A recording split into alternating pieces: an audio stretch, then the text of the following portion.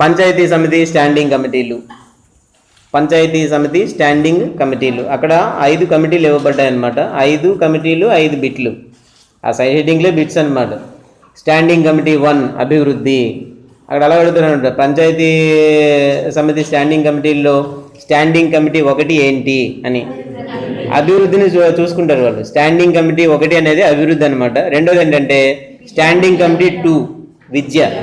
ఇది దీన్ని బిట్టిగా ఇచ్చారనమాట. పంచాయతీ సమితి స్టాండింగ్ కమిటీల్లో స్టాండింగ్ కమిటీ 2 ఏంటి అని. 2 విద్య. 3 ఏంటంటే స్త్రీ సంక్షేమం ప్రజా సంక్షేమం.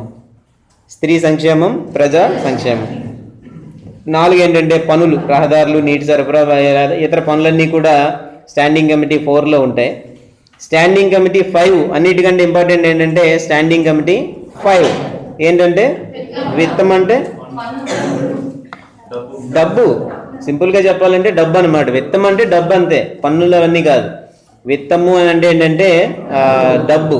సో ఆ డబ్బులో మనకి ఎలా వస్తుంది ఏంటంటే రెవెన్యూ చూసుకుంటాం, ట్యాక్స్లు వేస్తాము, లేకపోతే ఏదో అక్కడ సొంతల్లో డబ్బులు వస్తాయి, ఇక్కడ డబ్బులు వస్తాయి, అక్కడ డబ్బులు వస్తాయి, ఇలా రకరకాల రూపాల్లో డబ్బులు ఇవన్నీ వస్తుంటాయి అన్నమాట. సో పంచాయతీ సమితిలో జనరల్గా ఏం జరుగుతుంటుందంటే స్టాండింగ్ కమిటీలను ఏర్పాటు చేస్తారు. ఎప్పుడైతే ఒక పంచాయతీ సమితి ఏర్పాటైందో, పంచాయతీ సమితి ఏర్పాటైన తర్వాత సర్పంచ్ ఉంటాడు, తర్వాత వార్డు మెంబర్లు ఉంటారు, వీళ్ళందరూ ఉంటారు. కాబట్టి మనకు అక్కడ మన పంచాయతీ సమితి స్ట్రక్చర్ ఏదైతే ఉందో దీంట్లో కూడా దాన్ని మనం దించుకోవచ్చు అనమాట.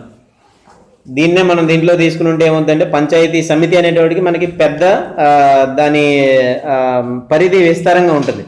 పంచాయతీ గ్రామ పంచాయతీ మనం తీసుకుంటే ఒక సర్పంచ్, 10 మంది వార్డు మెంబర్లు, అది చిన్నది.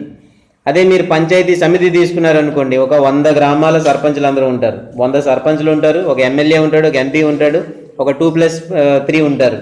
సో వీళ్ళందరూ మెంబర్స్ ఉంటారు అనమాట. వీళ్ళు ఎవరైతే 100 మంది, ఒక ఎమ్మెల్యే, ఒక ఎంపీ, ఇంకా ఒక 5గురు, మొత్తం వేయండి ఎంత అయింది లెక్క, 100 అవి 102, ఎమ్మెల్యే 1, ఎంపీ 1, కో ఆప్షన్లో ఎల్లింగ్ అయినటువంటి వారు 2, మరొక 3 వెనకబడిన తరగతులకు సంబంధించి 5గురు, 5, 2, 7, వాళ్ళకు 100 మంది అనుకోండి.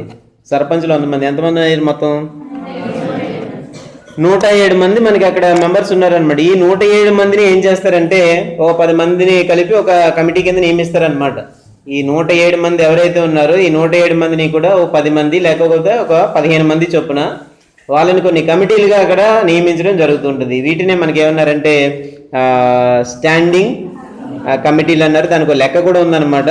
పంచాయతీ సమితిలో ఎంతమంది మెంబర్లు ఉంటారో వారిని అందులో విభజిస్తే ఎంతమంది వస్తారో అంతమంది మెంబర్లు ప్రతి కమిటీలోనూ కూడా ఉంటారు. సో ఈ స్టాండింగ్ కమిటీలు ఎన్ని ఉన్నాయో 5 కమిటీలు ఉన్నాయి. సపోజ్ 100 మంది మనకి సభ్యులు ఉన్నారనుకోండి, ఆ 100/5 వేసుకుంటాం, అప్పుడు ఎంత అవుతుంది? 20 మెంబర్స్. సో 20 మంది కలిపి ఒక స్టాండింగ్ కమిటీ, ఆ 20 మంది కలిపి ఒక స్టాండింగ్ కమిటీ అనమాట. సో అలా మనకి 5 రకాలైనటువంటివి ఉన్నాయి. దాంట్లో మనం చూస్తే స్టాండింగ్ కమిటీ 1 అభివృద్ధిని సూచిస్తే, స్టాండింగ్ కమిటీ 2 విద్య, స్టాండింగ్ కమిటీ 3 స్త్రీ సంక్షేమం ప్రజా సంక్షేమం, స్టాండింగ్ కమిటీ 4 పనులు, స్టాండింగ్ కమిటీ 5 అయితే విత్తం అంటే డబ్బు అనమాట, డబ్బుకు సంబంధించినంత వరకు. దీంట్లో ఎప్పుడు ఏ కమిటీలో ఏంటి అని అలా అడుగుతున్నారనమాట. సో ఇది మనకి జరుగుతుండేది. సరే, ఇది కంప్లీట్ చేద్దామని ఇంతవరకు అది చెప్పాను అనమాట. 1లో చూస్తే మనకి పశు సంరక్షణ, మత్స్య పరిశ్రమ, భూ అవన్నీ ఉన్నాయి. కుటీర పరిశ్రమ, చిన్న పరిశ్రమలు, గ్రామీణ వసతి, అభివృద్ధి కదా. అభివృద్ధి అంటే పరిశ్రమలు ఇలాంటివన్నీ వస్తుంటాయి. విద్యకు వచ్చేసరికి ప్రాథమిక విద్య, సామాజిక విద్య, ఉపాధి విద్య, సహకారము, ప్రజారోగ్యం, పారిశుద్ధ్యం ఇవన్నీ కూడా విద్యలోకి వెళ్ళిపోయాయి. స్త్రీ సంక్షేమంకి వచ్చేసరికి షెడ్యూల్డ్ కులాలు, తెగలు మరియు వెనుకబడిన తరగతుల సంక్షేమం, స్త్రీ మరియు శిశు సంక్షేమం, సాంస్కృతిక కార్యక్రమాలు. స్టాండింగ్ కమిటీ 4 అయితే రహదారులు, రోడ్లు వేయడం, అలాగే నీటి సరఫరా, వ్యవసాయ బావులు, వాటికి సంబంధించిన నీటి సరఫరా. అన్నిటికంటే ముఖ్యమైనది విత్తము, పన్నులు, మిగతా కమిటీల పనులకు నిధులు కేటాయించడం, నిధులు సంపాదించడం, ఇవి కమిటీ అన్నమాట. సో మనకు ఉండేటువంటి మెంబర్స్ని బట్టి కమిటీలు బై 5 వేసుకుంటారనమాట. ఎంతమంది వస్తే అంతమందిని అక్కడ పెడతారు. సమితి ప్రెసిడెంట్ విత్తపు కమిటీకి అండర్లైన్, అదొక బిట్ అనమాట. ఈ స్టాండింగ్ కమిటీ 5 ఉంది కదా, ఏంటది స్టాండింగ్ కమిటీ 5?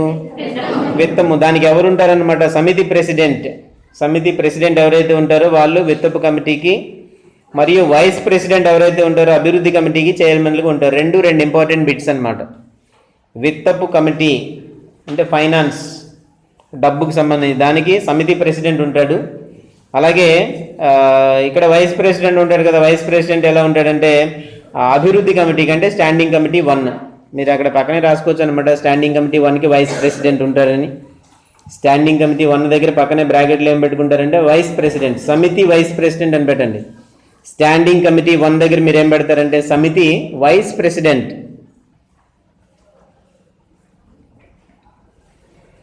అలాగే స్టాండింగ్ కమిటీ 5 దగ్గర, స్టాండింగ్ కమిటీ 5 దగ్గర ఏంటంటే సమితి ప్రెసిడెంట్. స్టాండింగ్ కమిటీ 5 దగ్గర సమితి ప్రెసిడెంట్ అన్నమాట. సో 2 కమిటీలకు మనం అయిపోయాయి అనమాట. అభివృద్ధి కమిటీ అయిపోయింది, విత్తము ఫైనాన్స్ కమిటీ అయిపోయింది. 2 కమిటీలకి అయిపోయి ఇంకెన్ని మిగిలే మనకి 3 మిగిలి. ఆ 3టికి ఏంటంటే అందులో మెంబర్స్ ఎవరైతే ఉన్నారో 20 మంది మెంబర్స్లో కొంతమందిని వాటికి అధ్యక్షుడిగా వాళ్ళ అలాగే ఎన్నుకుంటారు అనమాట. ఎవరైతే ఉన్నారో వాళ్ళని ఆ విధంగా ఎన్నుకోవడం జరుగుతుంది. ఇది పంచాయతీ సమితి స్టాండింగ్ కమిటీలు. బిట్స్ మనకి చాలా వస్తుంటాయి అనమాట. చాలా ముఖ్యమైన బిట్లన్నీ కూడా దీంట్లో ఉంటూ ఉంటాయి. ఇది పరిస్థితి.